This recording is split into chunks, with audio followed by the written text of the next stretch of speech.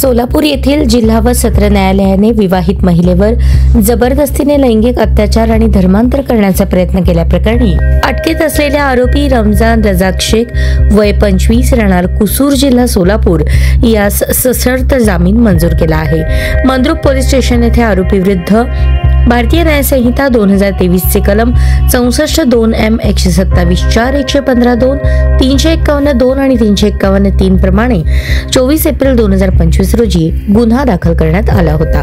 सदरील प्रकरणात फिर्यादी पीडितेने दिलेल्या तक्रारीनुसार अटकेतील आरोपी रमजान शेख याने इंस्टाग्रामद्वारे संपर्क साधून धमकावून पीडितेची फसवणूक करून तिला आणि तिच्या 3 वर्षीय अल्पवयीन मुलीस पुणे येथील भोसरी येथे एका घरात ठेवून जबरदस्तीने तिच्यावर लैंगिक अत्याचार केले होते। तसेच आरोपीने 17 मार्च 2025 ते 22 एप्रिल 2025 या काळात आरोपीने सदरील पीडितेवर मुस्लिम धर्म स्वीकार असा दबाव आणत तिच्या जीवितास आणि मुलीच्या जीवितास धोका निर्माण केला होता।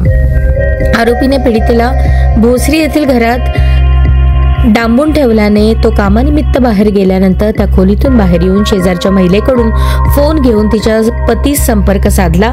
पीडितेच्या वडिलांनी मंद्रुप पोलीस स्टेशन येथे मिसिंग तक्रार दाखल केली होती।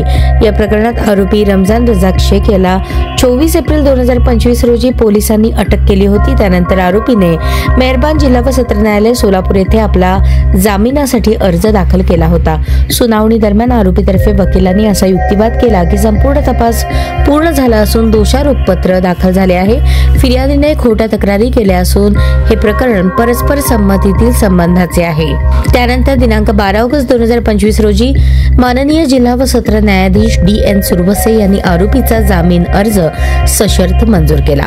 या प्रकरणात आरोपीतर्फे advocate Kadiravati, advocate Dattatray Kapure, advocate Vaibhav Bonge, advocate Omkar Phadtare, advocate Mohim Pathan, advocate Shivratna वाघ आणि ॲडव्होकेट मनीष बाबरे यांनी काम पाहिले।